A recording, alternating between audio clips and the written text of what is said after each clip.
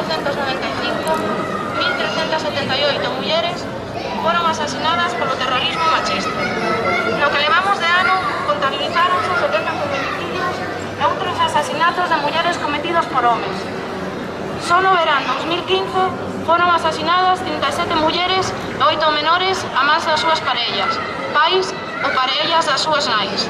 Mulleres e menores sofren violencia patriarcal en múltiples formas, e isto é a punta do iceberg. Nos últimos anos padecemos os recentes recortes sistemáticos nos recursos públicos xerais, nos dereitos sexuais e os dereitos reproductivos, recortes na interrupción voluntaria do embarazo das menores entre 16 e 17 anos e recortes nos recursos especializados contra as violencias machistas. A cultura patriarcal culpabilízanos sen que a sociedade, os medios de masas e os poderes públicos se enfronten aos mitos misóxinos e antifeministas. O movemento feminista considera que as violencias que vivimos en distintos ámbitos suceden nunha sociedade que tolera a desigualdade e resta credibilidade e autoridade ás mulleres. O machismo alimenta a nosa desvalorización, a cosificación dos nosos corpos e a falta de respeto ás nosas decisións. Igualmente, estas agresións son inseparables das que sofren as persoas que non responden á masculinidade hexemónica. Por todo iso, o movemento feminista convoca a marcha contra as violencias machistas, o 7N, para exixir que a loita contra o terrorismo machista sexa unha cuestión de Estado, que se desenvolva e implemente o Convenio de Istambul e o cumprimento das convencións da CEDAW e a reforma lei 1/2004 para que estean reflectidas todas as formas de violencia contra as mulleres. Que toda a sociedade e as súas organizacións e institucións se comprometan nesta loita. Que a loita e os recursos inclúan tanto a violencia que exerce a parella ou a exparella como as agresións sexuais, o acoso sexual no ámbito laboral, a trata con fins de explotación sexual laboral de mulleres e nenas e todas as violencias machistas.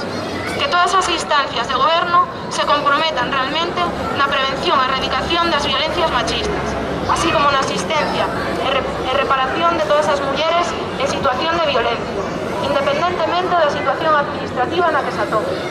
Que o foco se poña na protección das afectadas, facilitando diferentes saídas que impliquen unha verdadeira recuperación vital, económica e social delas, así como dos seus fillos e fillas. Que a prevención sexa unha política prioritaria, que inclúa un sistema coeducativo en todos os ciclos, a formación específica para todo o persoal profesional que intervén nos procesos, os medios de comunicación, a produción cultural e unha sociedade civil na loita contra as violencias machistas. Que os medios de comunicación se comprometan a facer un tratamento adecuado das diferentes violencias machistas, visibilizándoas, evitando o sensacionalismo morboso no seu tratamento e empregando unha linguaxe e unhas imaxes non sexistas. A eliminación da custodia compartida imposta e o réxime de visitas aos e as menores dos maltratadores condenados.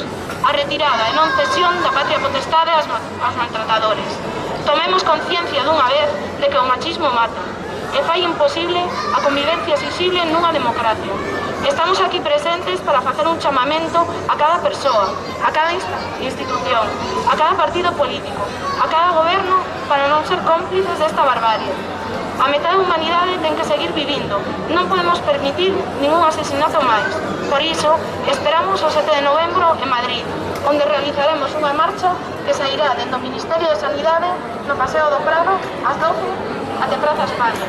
Haberá accesos gratuitos desde Vigo, para anotarse na Casa da Muller e na Rede de Mulleres, entre os malos tratos. Querémonos vivas, xa bon.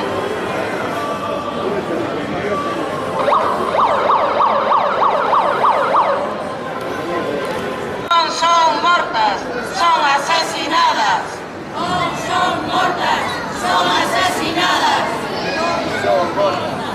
Súa violencia, rebelión, desobediencia contra a súa violencia, rebelión,